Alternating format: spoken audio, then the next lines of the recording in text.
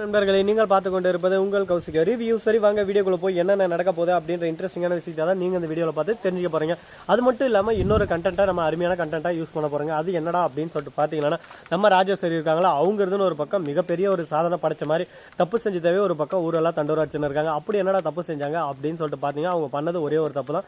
அது வந்து ரேணுகாவை கொலை பண்ணது. ரேணுகாவை கொலை பண்ண விஷயம் வந்து இப்போ எல்லாருக்கும் தெரிய வந்துச்சு. இப்போ என்ன பண்றது ஏது பண்றது சொல்லிட்டு தெரியாம ஒரு பக்கம் போலீஸ் ஸ்டேஷன்ல மாட்டின்னு இருக்காங்க. இந்த மாதிரி ஒரு சூழ்நிலை எப்படி காப்பாற்ற போறாங்க, என்ன பண்ண போறாங்க அப்படின்னு சொல்லிட்டு பல கேள்விகள் ஒரு பக்கம் மனசுக்குள்ள ஓடிக்கிட்டு தான் இருக்கு. அதே சமயத்துல நம்ம ராஜேஸ்வரி மூலமா இன்னும் நிறைய குற்றவாளிகள் எல்லாம் மாட்ட போறாங்க. அது மட்டும் இல்லாம நம்ம மல்லி நிரபராதி அப்படின்னு சொல்லிட்டு இந்த இடத்துல நிரூபிக்க போறாங்க அப்படின்ற உண்மை நல்லாவே தெரிய வந்துச்சு. அது மட்டும் இல்லாம நம்ம மனோகர் மாஸ் என்ட்ரி கொடுக்குறாரு.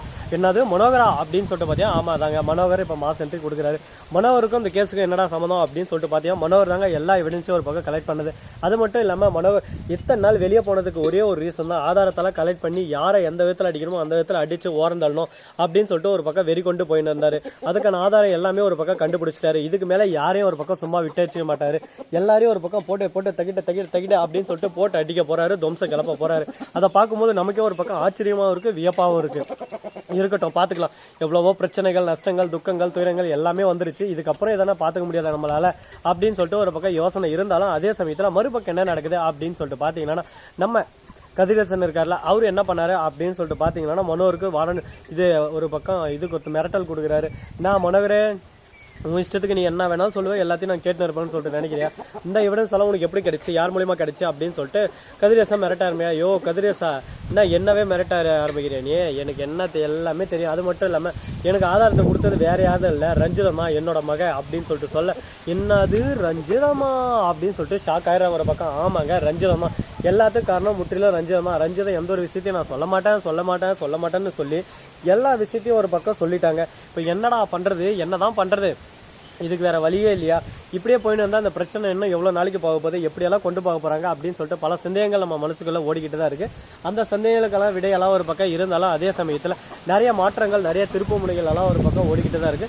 பாப்போம் என்னென்ன நடக்க போகுது, எது நடக்க போகுதுன்னு சொல்லிட்டு. இப்படி தாங்க ஒரு பக்கம் நடந்துன்னு இருக்கு. நிறைய பேர் நிறைய விஷயங்கள்லாம் பேசுவாங்க, அது எதுவுமே நம்ம மைண்ட்ல ஏற்றி கூடாது. நம்ம பொழப்பு என்ன அதை மட்டும் தான் நம்ம போக்கஸ்ல இருக்கணும்.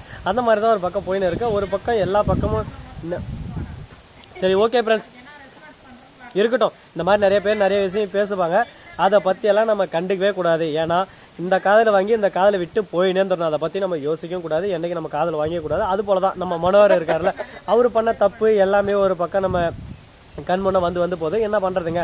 அது மட்டும் இல்லாம அந்த கதிரேசன் இருக்காருல, அவரை ஒரு பக்கம் அடிச்சிடறாரு மனோகர் கோபத்துல. என்னடா நான் சொல்ல உன் இஷ்டத்துக்கு பேசினே இருக்கியா அப்படின்னு சொல்லிட்டு கோவத்துல அடிச்சிடறாங்க. இப்ப என்ன பேசுறது ஏது பேசுறதுன்னு சொல்லிட்டு தெரியாம கோவத்துல கொந்தளிச்சுன்னு இருக்காங்க. இந்த மாதிரி ஒரு தருணம், இந்த மாதிரி ஒரு நேரம், இந்த மாதிரி ஒரு காலம் யாருக்கு வரும் அப்படின்னு சொல்லிட்டு எதிர்பார்த்தா யாருக்குமே வராதுங்க. அந்த அளவுக்கு ஒரு பக்கம் கொடுமையான ஒரு காலமா தான் இப்போதைக்கு தள்ளப்பட்டு இருக்கு. பாப்போம் என்னென்ன நடக்க போகுது, ஏது நடக்க போகுதுன்னு. இது மட்டும் இல்லாம நம்ம விஜய் இருக்கார்ல, அவரு என்ன பண்ணாரு அப்படின்னு சொல்லிட்டு பாத்தீங்கன்னா, அவரு எல்லா டைமும் மாத்தி ஒரே விஷயத்த தான் சொல்லிருக்காரு. என்ன அப்படின்னு சொல்லிட்டு பாத்தீங்கன்னா, இந்த தீபிகா என்னோட மனைவியை எப்படியாவது ஜெயில தள்ளணும்னு சொல்லிட்டு முடிவோட கங்கன கட்டுன்னு தெரிஞ்சுன்னு இருக்கா. அவளை என்னைக்கு இருந்தாலும் நான் சும்மா விட மாட்டேன், எப்படியாவது என் மனைவியை காப்பாற்றணும், என் மனைவியை காப்பாற்றியே தீரணும் அப்படின்னு சொல்லிட்டு பேசின்னு இருக்காங்க. உடனே என்ன பேசுறது ஏது பேசுறதுன்னு சொல்லிட்டு தெரியாம குழப்பத்துல குழம்பி போயிட்டு அப்படியே சும்மா ஒரு பக்கம் தத்தளிச்சுன்னு இருக்காங்க. இந்த அளவுக்கு ஒரு பக்கம் தத்தளிச்சுன்னு இருந்தாலும் இது எல்லாமே ஒரு பக்கம் சகஜமா எடுத்துக்கலாம். இது வேற நம்ம எந்த மாதிரி எடுத்துக்க முடியாது.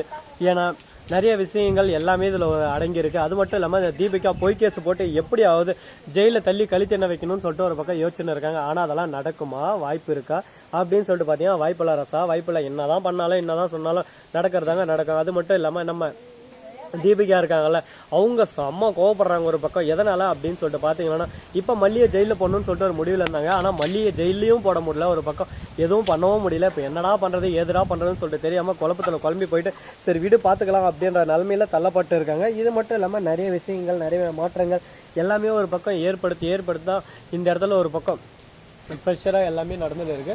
பார்ப்போம் இதுக்கு நடுவில் வேற எதுவும் பிரச்சனை வருமா வராதா, என்னென்ன பண்ண போறாங்க, ஏதோ இதை பண்ண போறாங்கன்னு சொல்லிட்டு பல கேள்விகள் ஒரு பக்கம் மனசுக்குள்ள ஓடிக்கிட்டே தான் இருக்கு. அது மட்டும் இல்லாம நம்ம தீபக் இருக்காருல, அவரு என்ன பண்ணாரு அப்படின்னு சொல்லிட்டு பார்த்தீங்கன்னா, தீபிகா கிட்ட போய் ஓப்பனாவே சொல்லிடுறேன், பாரு தீபிகா, நீ என்னதான் நினைச்சாலும் சரி, என்னதான் பண்ணாலும் சரி, நீ பண்றது எதுவுமே இங்க வேலைக்கு ஆகாது, உன் பருப்பு இருப்பெல்லாம் இங்க வேகாது, தேவையில்லாம மீண்டும் என்ன ப்ரெஷரை கிளப்பாத அப்படி இப்படின்னு சொல்லிட்டு திட்ட ஆரம்பிச்சிடறேன். உடனே ஓகே பேசுறா பேசு, நான் சொல்லுவேன் நீ சொல்லு, அப்படின்ற மாதிரி தான் ஒரு பக்கம் தீபக் சொல்றது எல்லாம் நம்ம தீபிகா கேட்டுன்னு இருக்காங்க. நீ எல்லாம் நினைச்சுன்னு இருக்கீங்க மல்லியை நான் விட்டுருவேன்னு சொல்லிட்டு, மல்லிக்கு இனிமே தான் ஆப்பே இருக்கு.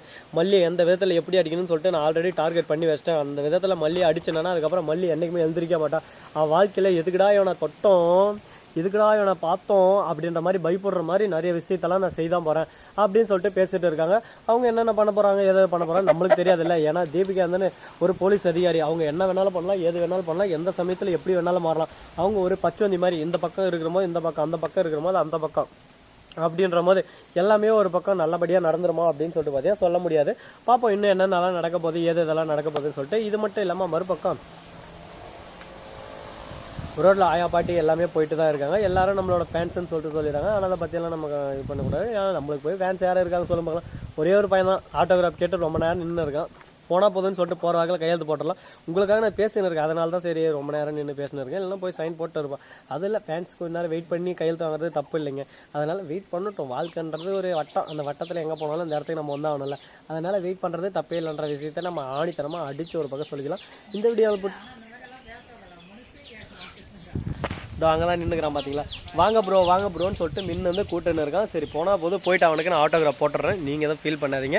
என்ன பண்ணுறதுங்க, ஆடியன்ஸ் தொல்லை ஒரு பக்கம் தாங்க முடியல. அப்படியே ஊட்டம் சுற்றி ஆடியன்ஸ் ஒரு பக்கம் என் மனைவி கிட்ட ஆட்டோகிராஃப் தான் கேட்டுனே இருக்கேன். என்ன பண்ணுறதுன்னு சொல்லிட்டு தெரியல. ஸோ நண்பர்களே இந்த வீடியோ பிடிச்சிருந்தா லைக் பண்ணுங்கள், கமெண்ட் பண்ணுங்கள், ஷேர் பண்ணுங்கள், டிண்டிங் மேலே தட்டி விட்டு போங்க. மிக்க நன்றி, தேங்க்ஸ் ஃபார் வாட்சிங்.